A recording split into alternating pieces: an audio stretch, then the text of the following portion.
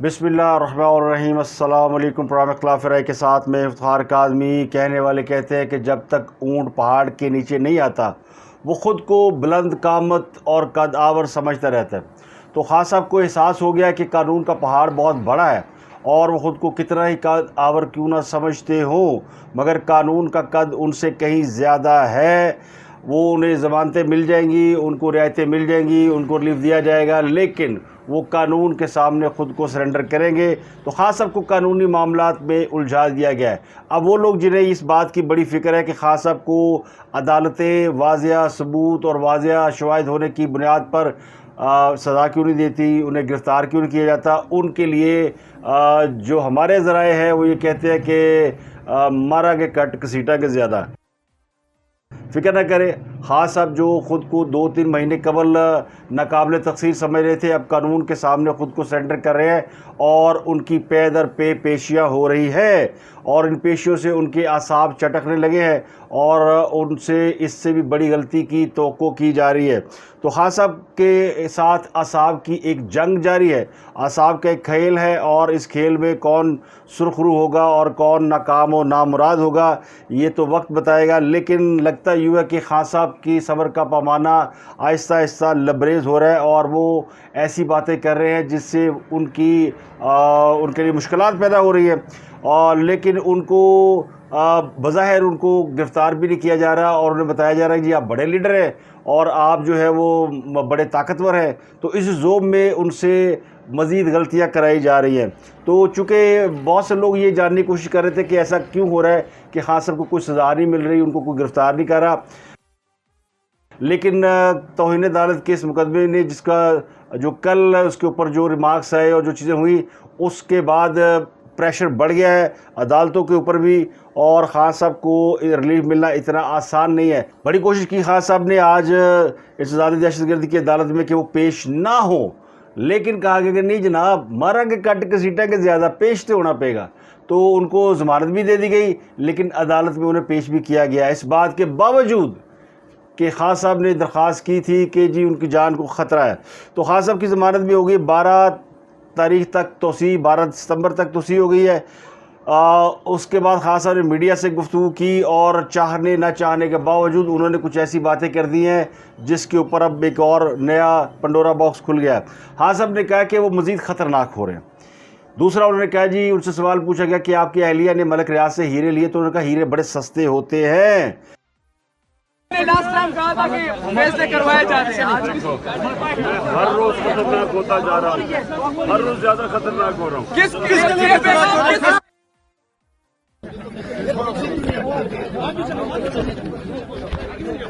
खान साहब ये फरमाएं कि आपकी अहलिया पर इल्जाम लगा कि उसने मलिक रियाज से हीरों का हार लिया उसने हीरो का हार बताएं।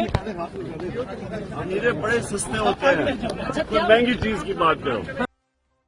तो जो लोग मुल्क लूट के खा गए हों उनके लिए हीरे वाकई सस्ते होते हैं, जिन्होंने मेहनत की हो उनके लिए हीरे महंगे होते हैं।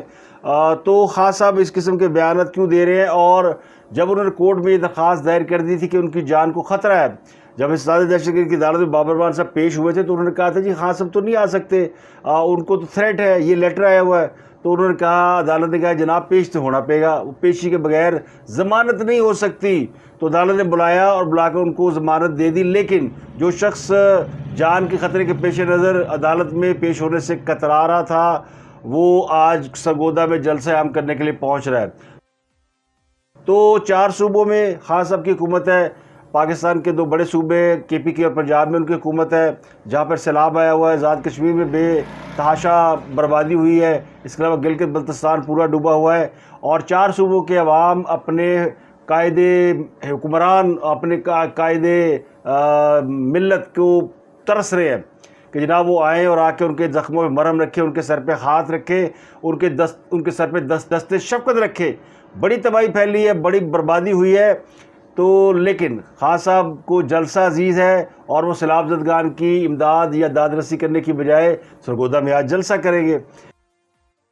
तो नौशहरा में पहुंच गई है बरतानवी रुकन पार्लियामेंट नाज शाह, लेकिन जिनको वोट दिए वो अवाम अभी तक मुंतज़र है कि ख़ान साहब कब आएंगे और उनके वज़ीर आला KPK महमूद खां कब आएंगे। اس کے علاوہ خبر یہ ہے کہ خان صاحب بڑے ناراض ہے پنجاب کے وزیر خزانہ سے کہ انہوں نے خط کیوں نہیں لکھا. ابھی جو آڈیو اسکینڈل ہے شوکت ترین صاحب کا، جس میں تیمور جھگڑا اور شوکت ترین کی گفتگو اور اس کے بعد محسن لغاری کی گفتگو، اور اس گفتگو میں یہ بات سامنے آئی کہ محسن لغاری صاحب نے اس پر اپنے تحفظات کا اظہار کیا تھا کہ اگر وہ IMF کو خط لکھتے ہیں تو پھر اس سے اسٹیٹ کو خطرات لاحق ہو سکتے ہیں، تو انہوں نے خط نہیں لکھا تھا.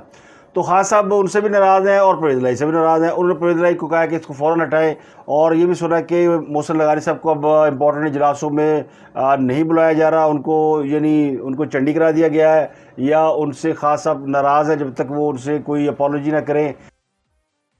پرویز الہی صاحب وہ پورا سپورٹ کر رہے ہیں محسن لغاری کو، اور ذرا یہ کہتے ہیں کہ محسن لغاری نے یہ بات پرویز الہی کو بتا دی تھی کہ ان سے یہ فرمائش کی جا رہی ہے، تو پرویز الہی نے ہی انہیں منع کیا تھا. تو خان صاحب دو کو ناراض نے. اب خان صاحب کے لیے مشکل یہ ہے کہ وہ جس قسم کی الجھنوں میں الجھ گئے ہیں. پہلے خان صاحب مطالبہ کر تھی اکتوبر میں الیکشن کرائیں، آپ الیکشن نہیں کرائیں گے تو ہم اسمبلیاں توڑ دیں گے. فواز چودھری نے بھی دھمکی دی تھی کہ وہ 15 سپٹمبر تک جو ہے وہ بہت کچھ کر دیں گے، لیکن اس کا اب الٹ ہو گیا ہے. اب خان صاحب کو اپنی جان بچانے کے لیے ان اسمبلیوں کا وجود کا برقرار رکھنا ضروری ہے. خان صاحب اسمبلیاں بھی نہیں توڑنا چاہتے، اور اب الیکشن کی بات بھی آئی گئی ہو گئی ہے، لیکن اب وہ پھنس گئے بیچ مجدار میں، آگے کنواں پیچھے کھائی. تو جو جتنا طاقتور ہوتا ہے اس کو مارنے کے لیے، گرانے کے لیے اتنی ہی بڑی پلاننگ کرنی پڑتی ہے. اسی لیے بہت سے جو سورسز ہیں وہ یہ کہتے ہیں کہ خان صاحب کی قسمت کا حتمی فیصلہ ہو چکا ہے، اور اب ان کی الٹی گنتی شروع ہو چکی ہے. جو لوگ یہ سمجھ رہے ہیں کہ شاید ان کو عدالتوں سے ریلیف مل رہا ہے، ان کی یہ غلط فہمی جلد دور ہو جائے گی. ابھی تو ان کو پیشیاں بھگتنی ہے، اور آپ کو پتہ ہے ہفتے میں اگر 2 پیشیاں بھی ہوں تو باقی کے 5 دن تو ان پیشیوں کی تیاری میں لگ جاتے ہیں.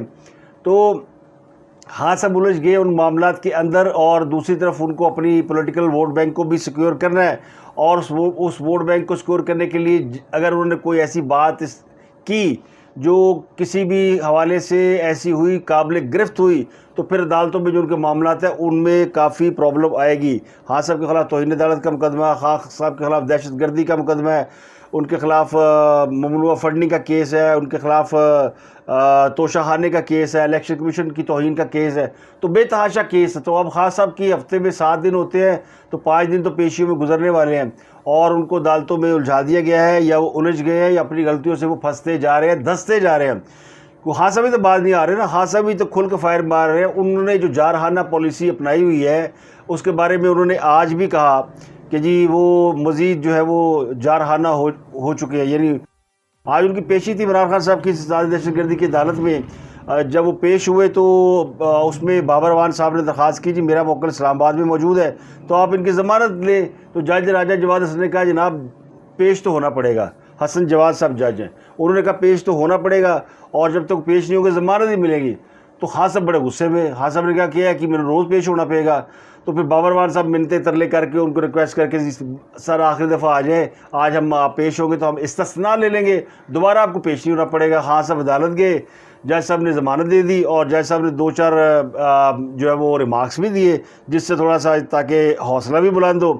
انہوں نے مقدمے کا ریکارڈ طلب کرتے ہوئے کہا کہ جن کو دھمکی دی گئی ان کا بھی ذرا بیان پڑھ کے سنائی. یعنی وہ جسٹس جو ہے زیبا اور ان کا بیان. پھر انہوں نے کہا جی کہ بابر اعوان سے کہ یہ جو آپ غیر متعلقہ افراد کو لے کر آتے ہیں ان کو نہ لے کر آئے، عدالتیں تو کھلی ہے، اور جو بھی کیس ہوگا عمران خان صاحب کا ہم سارے کیس ان کو دیکھیں گے، لیکن ان کو خود پیش ہونا پڑے گا، اور ان کو پھر لے کر آئیں، اس کے بغیر ضمانت نہیں ہو سکتی. تو پھر بابر اعوان پھر 12 بجے تک ان کو لے کر آئے، اور جب عمران خان صاحب آئے اور ان کو پھر اس پہ جیسا انہوں نے ضمانت دے دی، بابر اعوان نے گزارش کی کہ جناب میرا تو موکل کی جان کو خطرہ ہے، اسلام آباد پولیس سے کہے کہ ان کو پروٹیکشن دے. تو انہوں نے کہا ہاں پروٹیکشن تو ملنی چاہیے. وہ ایک درخواست پیش کی، انہوں نے ایک خط پیش کیا عدالت میں جس کے بارے میں کہا جاتا ہے کہ ان کی جان کو خطرہ ہے، کوئی دھمکی امیت خط ہے، کوئی کسی یعنی ایسی بینڈ آؤٹ فٹس کا ہے. تو وہ پیش کیا گیا عدالت کے اندر. اس کو دیکھ کے انہوں نے کہا کہ اسلام آباد پولیس نے پروٹیکشن دے. اسلام آباد پولیس نے کہا کہ جناب ٹھیک ہے یہ اسلام آباد سے باہر نہ جائے، لیکن خان صاحب پہنچ کے جلسہ کریں، وہ اب جلسہ کر رہے ہیں سرگودا میں. تو ان کی یہ والی بھی پلی جو ہے نا کسی کام کی نہیں. اس سے پہلے انہوں نے عدالت میں یہ بھی کہا کہ میرے موکل کو عدالت میں پیشی سے استثناء دیا جائے, تو عدالت نے کہا یہ نہیں ہوگا, خان صاحب کو بنفس نفیس خود آنا چاہیے. ایڈی مشکل تحصیل لے کے آئے ہیں عدالتوں کے آگے, روزانہ ذرا کچہری کے چکر کٹو. وہ کہتے ہیں نا اللہ تعالیٰ کسی کو کچہری ہسپتال کا منہ نہ دکھائے.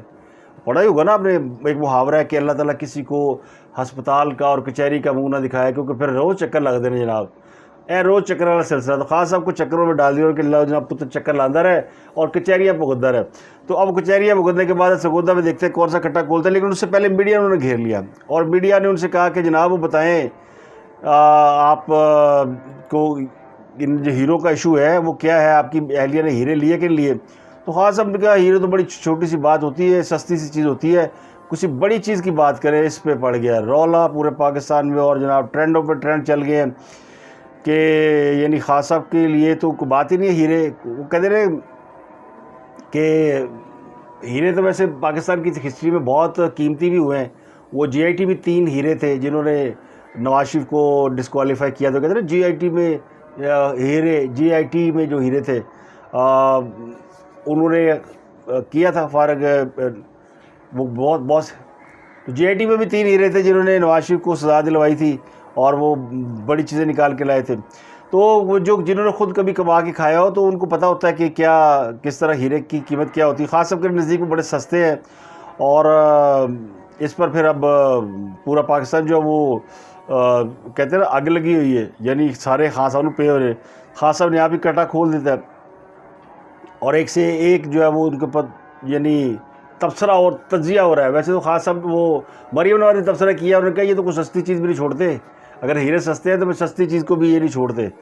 ویسے تو وہ کہتے ہیں سب سے سستا نشہ. تو خان صاحب کہتے ہیں رشوت میں جو ملے ہیرے ہیں, یعنی انہوں نے رشوت تو نہیں کہا لیکن وہ رشوت میں دیے گئے تھے جو ملک ریاض نے دیے تھے, جن کی ایک آڈیو لیک سامنے آ چکی ہے. تو وہ ہیرے بڑے سستے ہوتے ہیں, تو مہنگی چیز کی گل کرو. تو یہ ہے پاکستان کے وہ حکمران جو کہ جن کے نزدیک جو ہے وہ یعنی کوئی بات ہی نہیں, کوئی جرم ہی نہیں ہے, کوئی عام آدمی کرے. ویسے خان صاحب کہتے ہیں قانون سب کے لیے برابر ہونا چاہیے, لیکن خود وہ قانون کے تابع نہیں ہوتے, ایسے لیے انہوں نے قانون کے تھلے لے آئے جا رہے ہیں. اور تجھے دے جاؤ گے کی ہوتا ہے. جنہوں نے قومی خزانے کو 50 ارب کا چونا لگا دیا, ان کے لیے ہیرے شیرے کیا چیز رکھتے ہیں.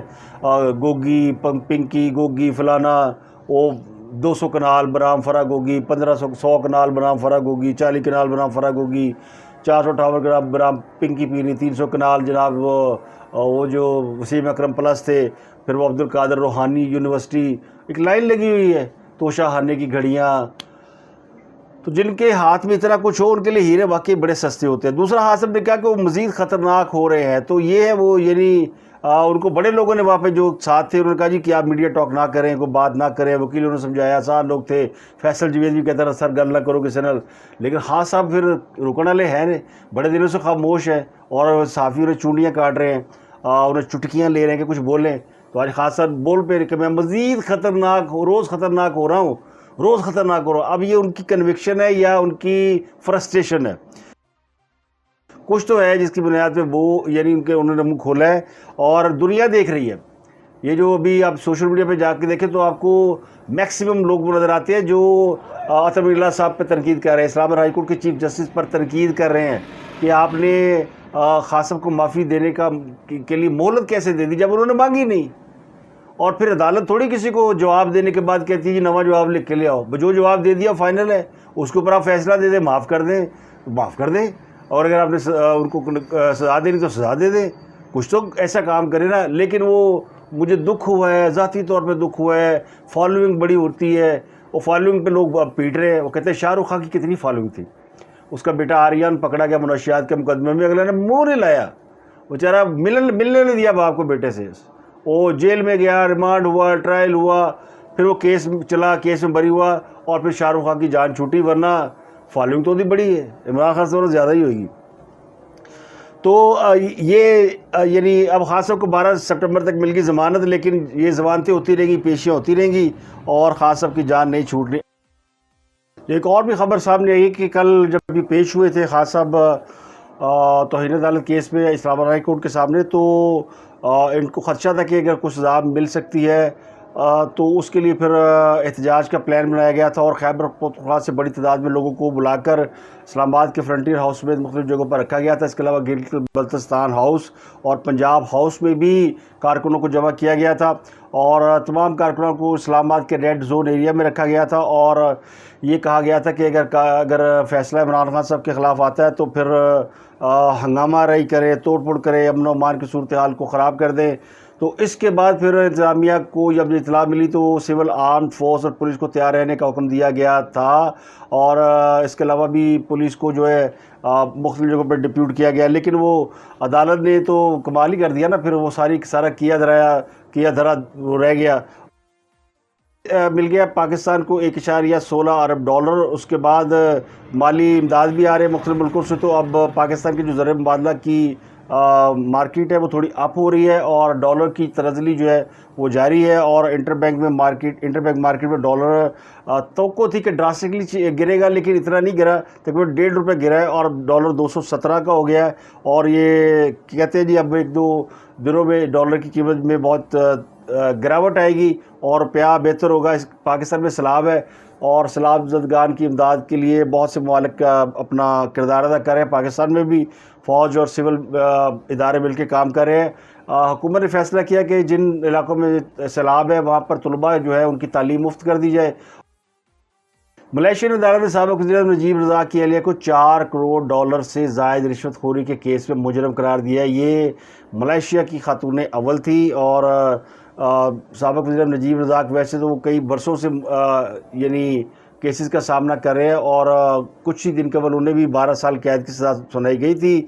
اب ان کی اہلیہ روز ماں منصور ان کو سولر انرجی منصوبے میں رشوت خوری کے معاملے پر مجرم قرار دیا گیا ہے اور کہا گیا جی خاتون اول نے $4 کروڑ رشوت مانگے اور مانگے نہیں صرف بلکہ رشوت جو ہے وصول کی اور ان کے خلاف منی لانڈرنگ کے مقدمات بھی درج ہے اور بھی قسم کے مقدمات درج ہے.